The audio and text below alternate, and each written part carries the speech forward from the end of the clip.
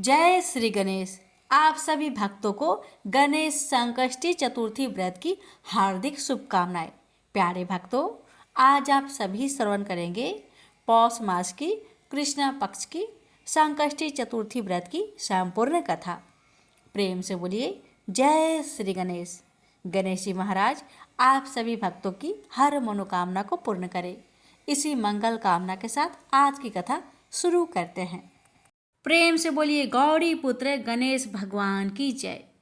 पार्वती जी ने पूछा कि हे पुत्र गणेश, अब यह बताओ कि पौष महीने की चतुर्थी को कौन सा व्रत करना चाहिए। श्री गणेश जी ने कहा कि हे माँ, पौष की चतुर्थी को लंबोदर नामक गणेश का व्रत करना चाहिए। इस दिन निराहार रहे और केवल गोमूत्र पिए व खीर से हवन करे।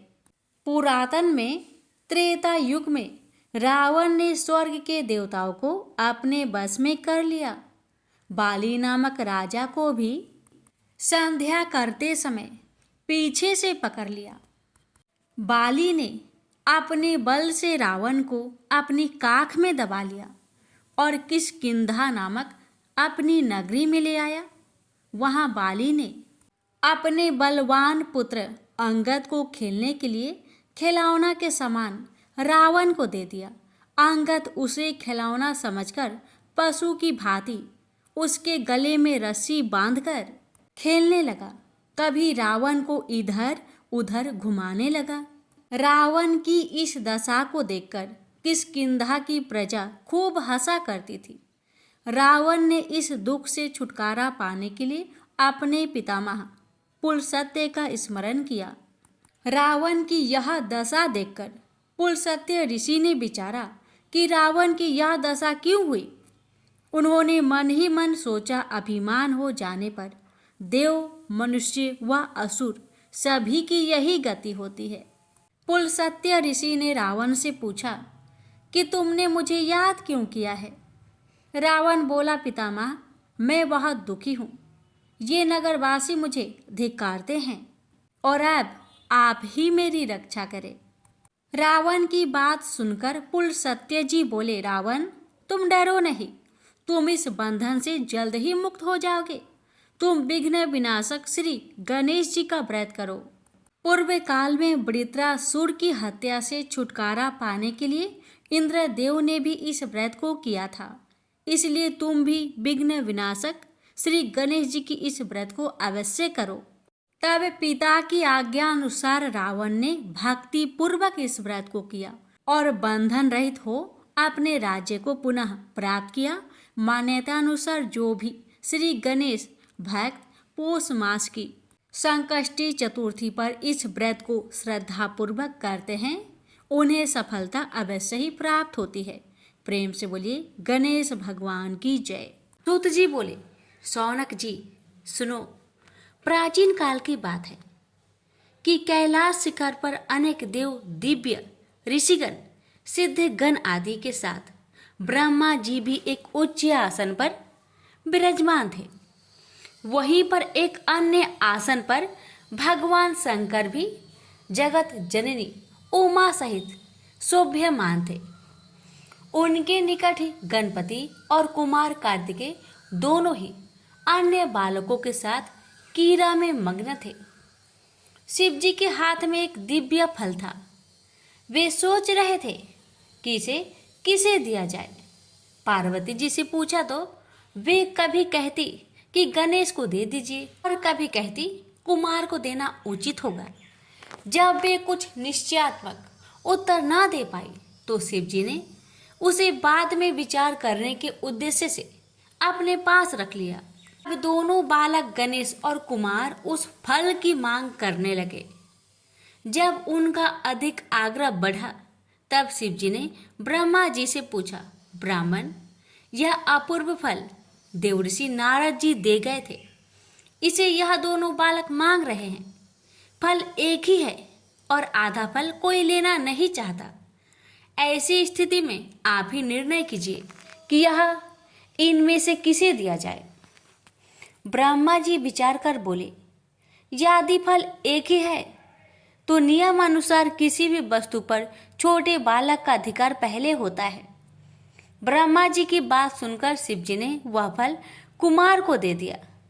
यह देखकर गणपति रुष्ट हो गए। विशेषकर उनका क्रोध चतुरानन पर ही था कि उन्होंने ऐसी व्यवस्था क्यों दे डाली। सभा समाप्त हुई।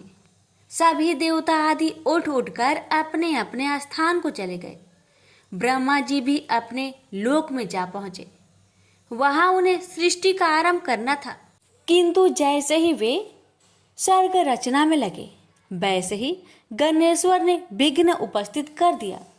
उस समय उन्होंने प्रकट होकर अपना अत्यंत उग्र रूप दिखाया। उनके उस रूप को देखकर ब्रह्मा जी डर के कारण कांपने लगे। चंद्रमा ने देखा कि गणपति का उग्र रूप को देखकर ब्रह्मा जी भय से कांप रहे हैं, तो उसे हंसी आ गई। उसके साथ ही चंद्रमा के जो गण उस दृश्य को देख रहे थे वे भी हंस पड़े।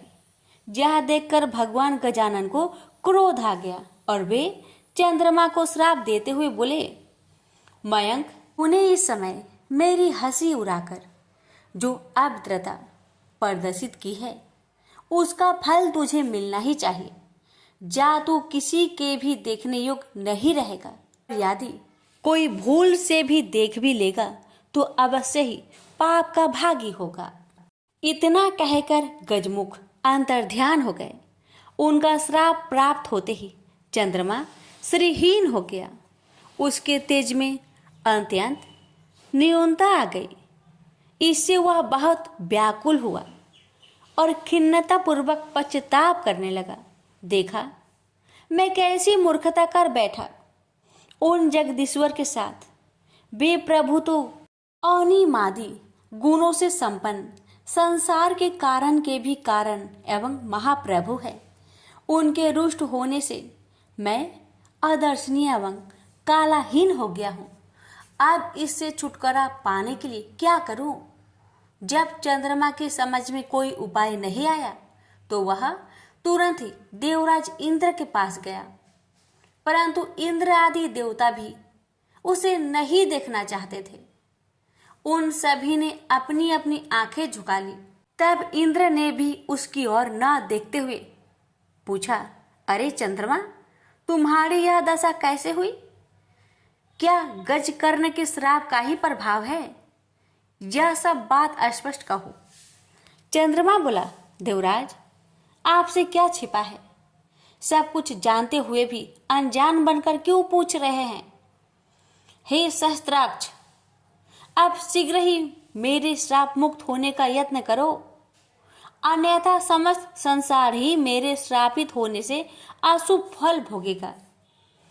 इंद्र ने सत्वाना दी और बोले, चलो ब्रह्मा जी से ही इसका उपाय पूछे, क्योंकि उनके समान ज्ञानी और सर्व लोकोपकारी अन्य कोई भी नहीं है। सब देवता उसके साथ ब्रह्मलोक पहुंचे। आगे आगे चंद्रमा और पीछे पीछे इंद्र के नेतृत्व में सब देवगण। ब्रह्मा जी ने जब यह जाना कि चंद्रमा आ रहा है तो पाप लगने के भय से उन्होंने भी दृष्टि नीचे कर ली और बोले, कहो सुदासु, यहाँ किस अभिप्राय से आना हुआ? अरे तुम्हारे पीछे तो देवराज इंद्र और समस्त सुरगण ही आ चले हैं। ब्रह्मा जी के प्रश्न का उत्तर सुरपति ने ही दिया।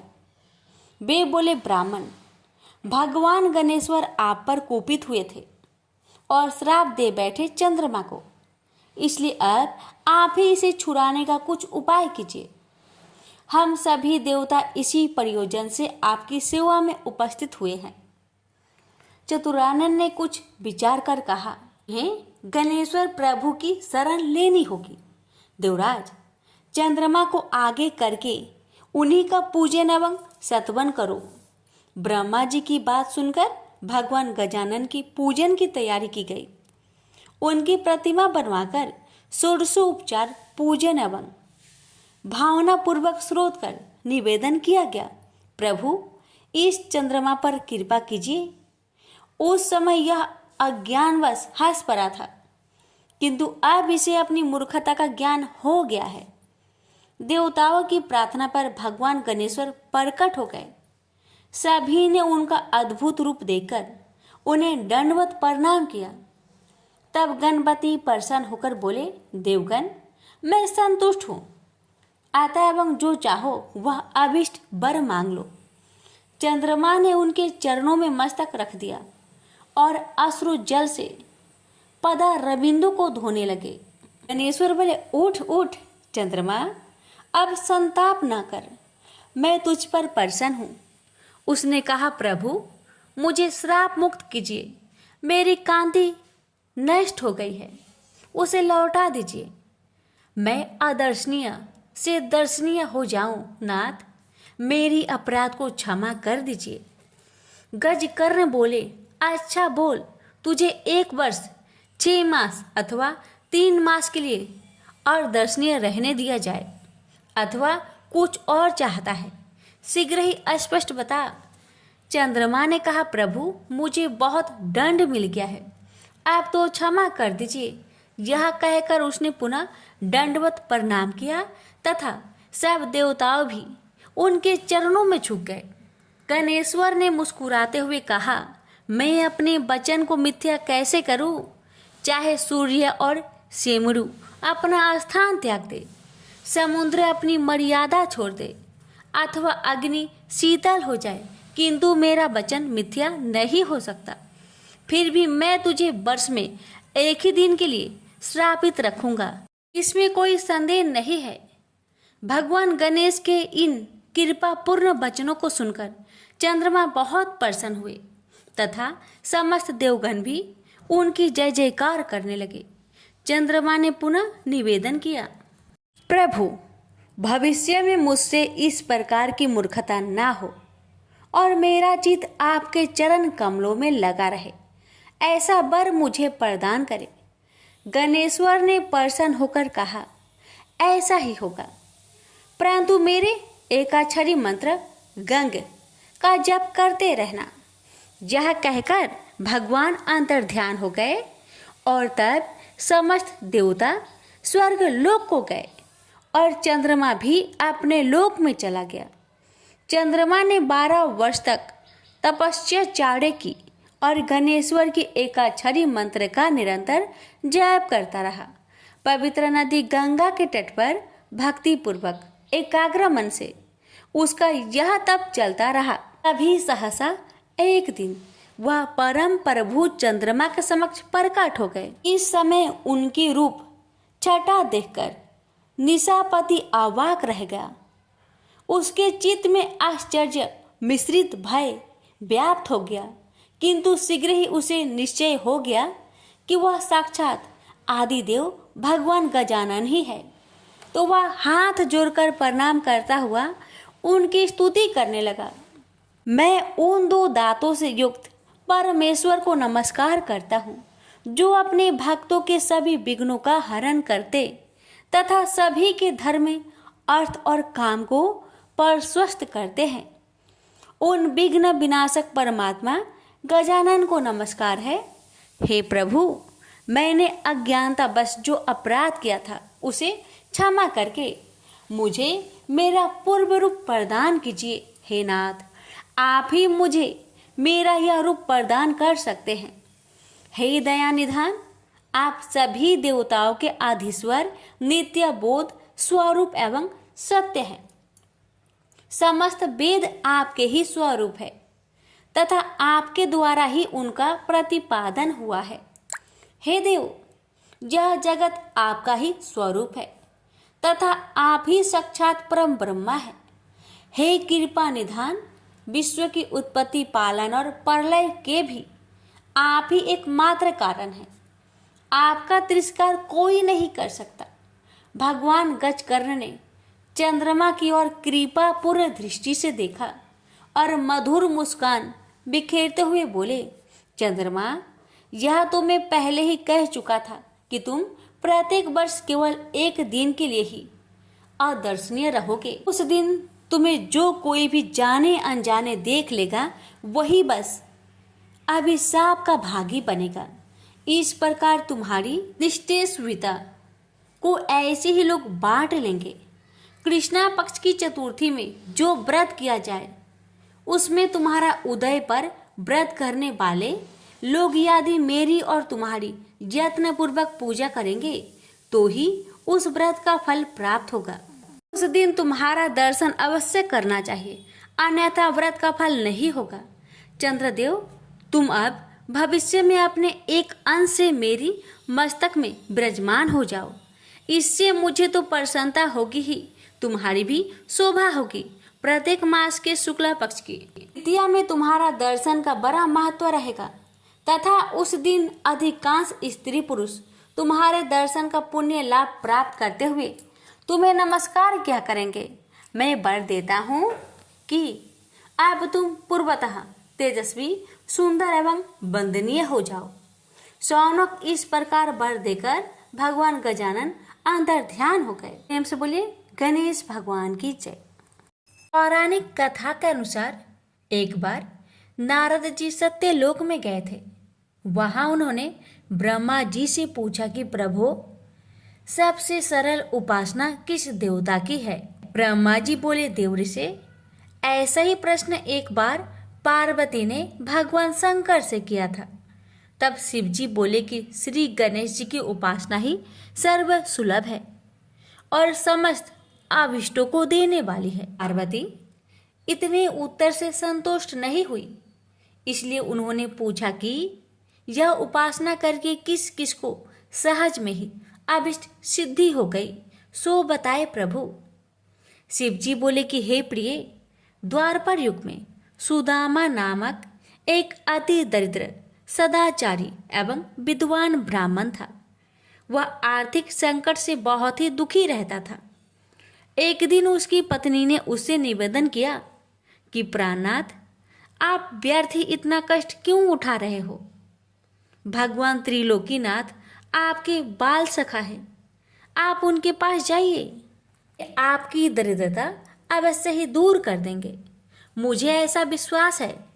यद्यपि सुदामा अपने मित्र से कुछ मांगना नहीं चाहता था, तथापि उसे पत्नी की अत्यधिक आग्रह के कारण जाना ही पड़ा। पत्नी ने थोड़े से टंडुल मैले चिथड़े में बांधकर उपहार के स्वरूप में दे दिए। बेचारा सुदामा मार्ग पार करते हुए किसी प्रकार द्वारिकापुरी पहुंचा, किंतु राजभवन के द्वारपालों ने उसे भीतर नहीं जाने दिया। सुदामा ने अपनी मित्रता की बात बताई तो वह हंसने लगे, किंतु बहुत आग्रह करने पर उन्हें दया आ गई। एक द्वारपाल ने द्वारिकाधीश से जाकर कहा, प्रभु, कोई सुदामा नाम का दरिद्र ब्राह्मण द्वार पर खड़ा है, जो कि वह स्वयं अपने आप को आपका बाल सखा बताता है और आपसे मिलना चाहता है। सुदामा का नाम सुनते ही भगवान दौड़े आए और सुदामा से गले मिलकर उसे भीतर ले गए। सभी आबाक देखते रह गए। राजभवन में सुदामा का बड़ा भव्य स्वागत हुआ। दोनों मित्र बड़े प्रेम से पुरानी बातें कर रहे थे। तभी उन्होंने सुदामा के हाथ की पोटली देख ली। सुदामा उसे छिपाने लगा तो भगवान ने उसे झटपट खोला और कुछ चावल खाकर बोले कि यह तो बड़े स्वादिष्ट मित्र, ऐसे अमृतम पदार्थ को मुझसे छिपाते हो। शायद भाभी ने भेजे हैं। लगता है अब भी तुम्हारी आदत गई नहीं है। फिर दोनों ओर से कुशल प्रश्न हुआ। सुदामा ने सर्व कुशल बताते हुए अपनी दरिद्रता की बात कही, जिसे सुनकर श्री कृष्ण ने पूछा कि मित्र, तुम गणेश्वर की पूजा करते हो क्या? यदि उन प्रभु को प्रसन्न कर लो तो सभी कामनाएं पूर्ण हो जाएगी। सुदामा ने पूछा कि यह गणेश्वर कौन है, इनकी पूजा का विधान क्या है? तब भगवान बोले कि गणेश्वर उन परम ब्रह्मा परमात्मा का ही नाम है, जो अनादि अनंत सर्वस्वर एवं परम पूजनीय है। ब्रह्मा, विष्णु और शिव भी उन्हीं के अनुशासन पर रहकर सृष्टि की रचना, पालन और लय करते हैं। वे ही प्रभु एकमात्र उपासनीय एवं सर्व कामदाता है। समस्त देवता, ऋषि मुनि एवं वेदज्ञ ब्राह्मण उन्हीं गणेश जी की उपासना में सदैव लगे रहते हैं। तुम भी उन्हीं का पूजन और व्रत करो। सुदामा ने पूछा कि गणेश जी का व्रत कब करना चाहिए, उनके ध्यान, पूजन वृंतांत को कैसे किया जाता है, ये भी कहिए। कृष्ण बोले कि हे सखा, तुम इनका व्रत किसी भी मास की चतुर्थी में कर सकते हो अथवा बैसाखी पूर्णिमा, कार्तिकी पूर्णिमा या अन्य किसी पुण्य अवसर पर करो। यदि मंगल, शुक्र या रविवार के दिन करो तो भी शुभ है। प्रातःकाल स्नान आदि से निवृत्त होकर व्रत का संकल्प लेना चाहिए। फिर तिल और आंवले के चूर्ण का उपटन लगाकर पुनः स्नान करें। एक स्नान प्रदोष काल में और भी कर ले तो अति उत्तम माना जाता है। स्नान के पश्चात स्वास्तिक वाचन, पुण्य वाचन एवं नवग्रहों का पूजन करें। धरती को गोबर से लिपकर चौक पूरे और चौकी रखकर उस पर कलश स्थापना करें। फिर गणेश जी की धातु की या मिट्टी की मूर्ति स्थापित कर षोडशोपचार से पूजन करें। नैवेद्य में उत्तम घृत आदि के साथ निर्मित मोदक रखें। यदि यह संभव ना हो तो समस्त उपचार मानसिक भी हो सकते हैं। हे मित्र, भावना सर्वोपरि है, इसलिए पूजन में भक्ति भाव भी विशेष फलदायक होता है। यदि श्रद्धा हो तो पूजन कार्य संपन्न होने पर ब्राह्मणों को भोजन कराए और यथाशक्ति दक्षिणा दे। सबके अंत में अपने परिवारजनों एवं पत्नी, पुत्र आदि के साथ बैठकर स्वयं भोजन करे। यह व्रत का विधान तुम्हें मैंने बता दिया है। मामा ने पूछा कि इस व्रत को पहले किसने किया था। तब श्री कृष्ण ने इसके उत्तर में कहा कि एक बार प्रलय के पश्चात सृष्टि की उत्पत्ति होनी थी, परंतु ब्रह्मा जी को अनेक विघ्नों का सामना करना पड़ा। तब ब्रह्मा जी ने गणपति का ही पूजन किया और उनसे शक्ति प्राप्त करके सृष्टि रचना का कार्य संपन्न किया। हे सखा, मुझे भी दुष्ट दलन करके धर्म संस्थापनार्थ अवतार लेने की शक्ति उन्हीं गणाधीश्वर से प्राप्त हुई है।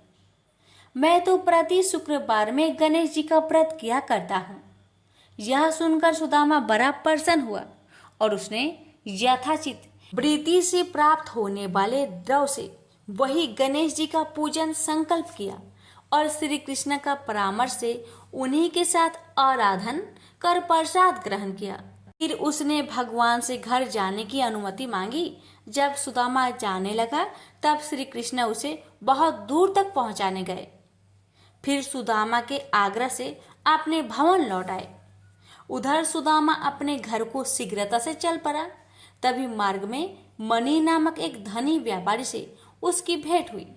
रात्रि में सुदामा जहाँ ठहरा था वही व्यापारी भी आ ठहरा, किंतु जब वह प्रगाढ़ निद्रा में था तब चोरों ने उसका सारा धन चुरा लिया। जब उसकी आँख खुली तब उसने संकल्प किया कि यदि गया हुआ धन मिल जाए तो उसका आधा भाग ब्राह्मण को दान कर देगा। उसने ऐसा निश्चय किया ही था कि उसे एक संदूक कुछ ही दूर पर पड़ा दिखाई दिया। दौड़कर उसने संदूक उठाया तो उसे रत्न आदि से भरा पाया। उसने प्रसन्न होकर संदूक का आधा धन सुदामा को दान कर दिया। सुदामा को बड़ी प्रसन्नता हुई और उसने उस धनिक के साथ गणाध्यक्ष का वही पूजन किया। संध्या काल में जब पूजन कार्य संपन्न हो गया तब सुदामा को भगवान गणेश्वर के साक्षात दर्शन हुए। सुदामा ने भक्ति पूर्वक उनके चरण पकड़ लिए और स्तवन करने लगा। उसने प्रभु से निवेदन किया कि हे दयानिधे, हे सत्य स्वरूप परात्पर ब्रह्मा, आप परम दयालु और भक्त वत्सल है। हे नाथ, आपकी महिमा अपरंपार है, जिसे ब्रह्मा, विष्णु और शिव भी नहीं जान पाते, तो मेरे जैसे तुच्छ जीव का तो कहना ही क्या है। हे प्रभु, आप सर्वशक्तिमान की स्तुति के लिए सार्थक शब्दों का भी तो मुझे ज्ञान नहीं है। हे दीनबंधु, मुझ पर दया कीजिए। आपको बारंबार नमस्कार है, नमस्कार है। गणेश जी ने प्रसन्न होकर सुदामा के मस्तक पर अपना वरद हस्त फेरते हुए कहा कि हे वृषश्रेष्ठ, वर मांगो, मैं तुम पर बहुत प्रसन्न हूँ। सुदामा ने हाथ जोड़कर कहा, करुणा सिंधु, जब आप सर्व ऐश्वर्यमय की मुझ पर पूर्ण कृपा है तो फिर क्या मांगू। हे नाथ, यदि आप परेशान है तो मुझे अपनी अनन्य भक्ति प्रदान करें, बस यही मेरे लिए अत्यंत श्रेष्ठ वर होगा। गणेश्वर एवं मस्तु कहकर तर ध्यान हो गए। उस समय वह धनिक भी वहां उपस्थित था। उसने सुदामा से गणेश जी की पूजन और महात्म्य संबंधी कुछ बातें पूछी और फिर उसने स्वयं भी श्री गजानन का व्रत करने का संकल्प किया। सुदामा पर भगवान गणाध्यक्ष की बड़ी महती कृपा हुई। मामा वहां से चलकर अपने घर पहुंचा तो यह देखकर अत्यंत विस्मय करने लगा, वहां कहीं भी उसकी पर्णकुटी नहीं है, वरन एवं वैभवशाली भवन खड़ा है जो वहां कभी नहीं था।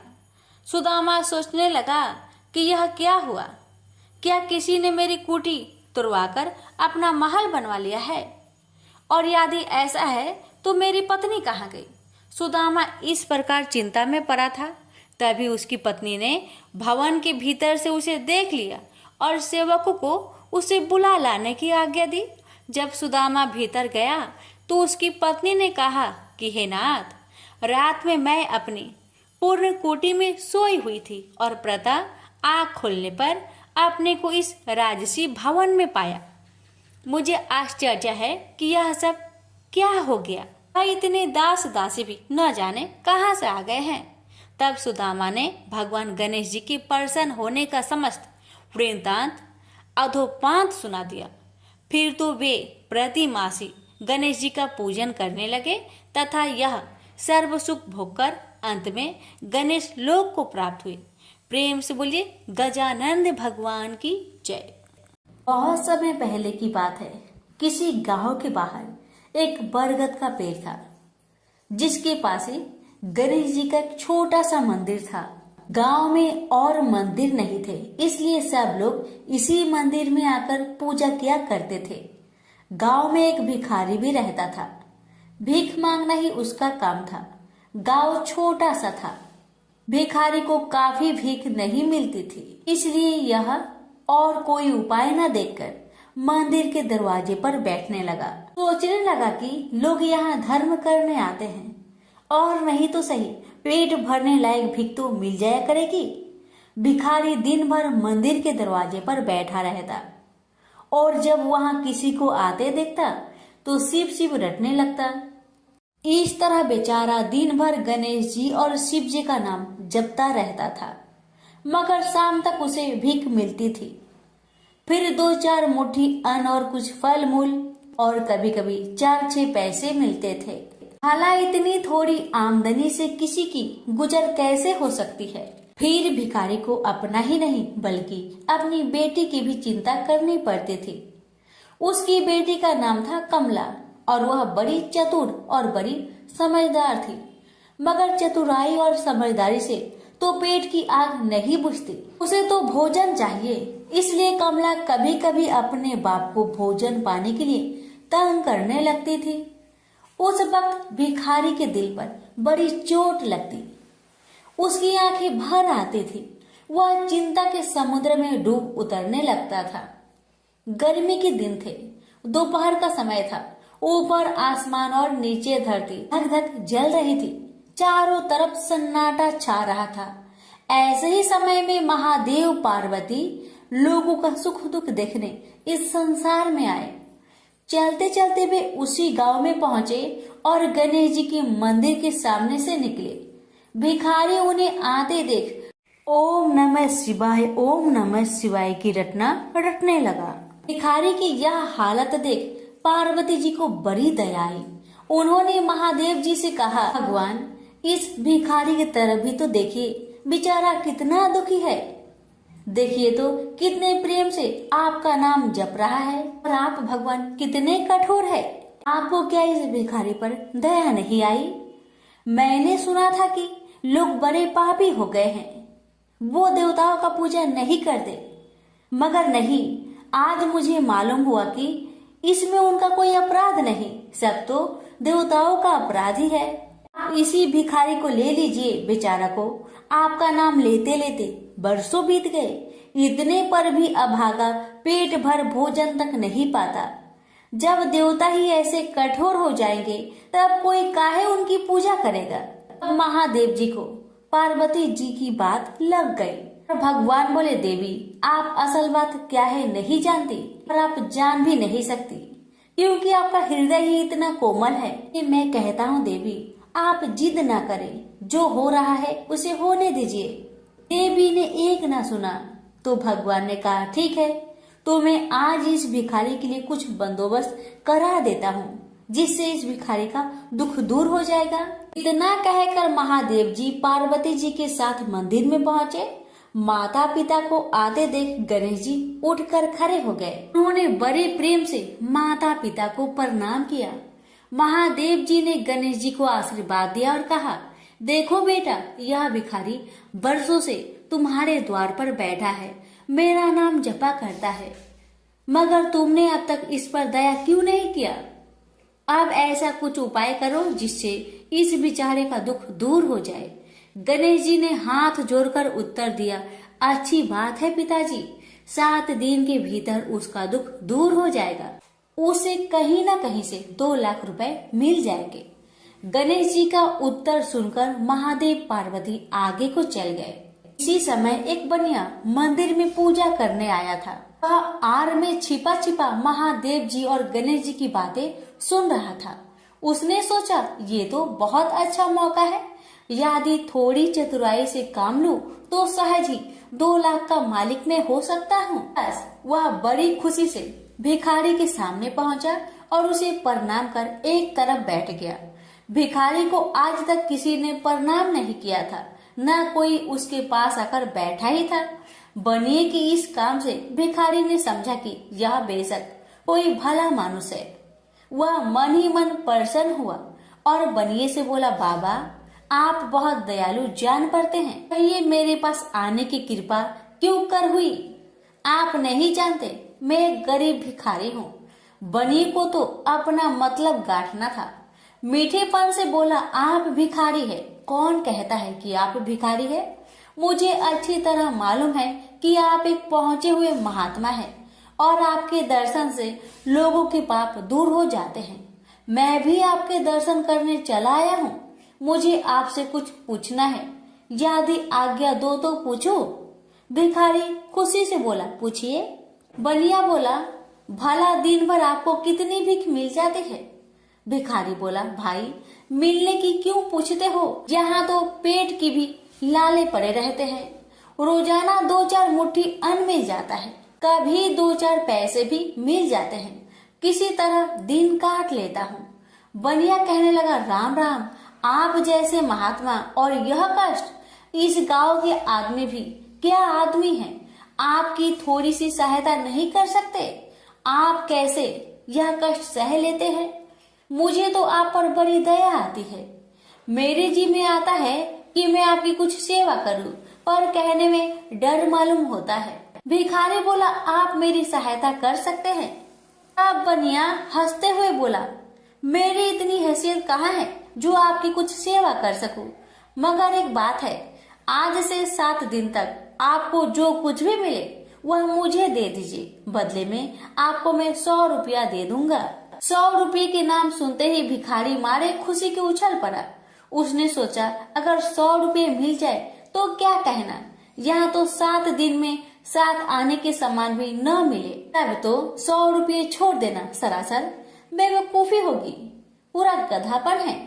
मगर इसी समय उसे लड़की की ख्याल आ गई। उसने सोचा, अगर मैं 100 रुपया लेकर घर पहुंचा और मेरी बिटिया रानी गुस्सा करने लगी तो पहले मैं उसकी सलाह ले लेता हूँ। बस यही विचार में आते ही उसने बनिए को जवाब दिया, आपने मुझ पर बड़ी कृपा की, मगर मैं अभी कुछ नहीं कह सकता, सोच विचार करके कल कहूँगा। जब बनिया चला गया तब भिखारी ने अपनी बिटिया को बुलाया और उससे सब हाल कह सुनाया। चतुर बिटिया कमला ने फौरन समझ गई कि इसमें जरूर कोई बनिए की शैतानी है। उसने पिता से कहा, बनिया बिना फायदे के क्यों 100 रुपये देने चला। खैर कोई बात नहीं पिताजी, मैं कल उस बनिए से बातें तय कर लूंगी, मगर आप बीच में कुछ ना बोलना। उधर बनिए का बुरा हाल था। रात भर उसके पेट में चूहे उछलते रहे। बड़ी मुश्किल से सवेरा हुआ, बनिए की जान में जान आई।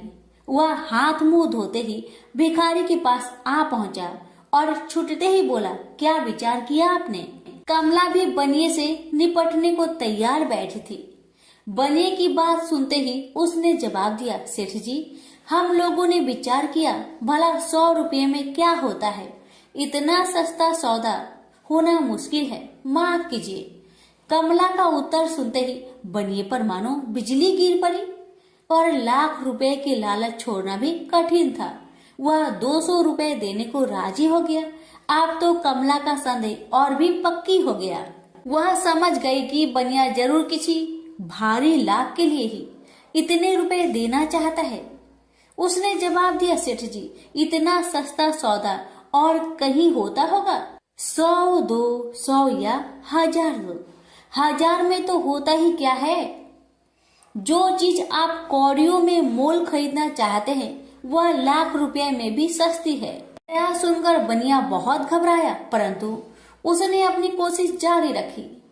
मारे लोभ के वह अंधा हो रहा था। उसको लोभ का भूत सवार हो गया था। उसने 100 दो, 100 से बढ़कर अंत में 50,000 लगा दिए। अब कमला ने सोचा, इतने रुपए थोड़े नहीं होते। अब बिटिया कमला ने सोचा, इतने बड़े रकम को छोड़ना ठीक नहीं है।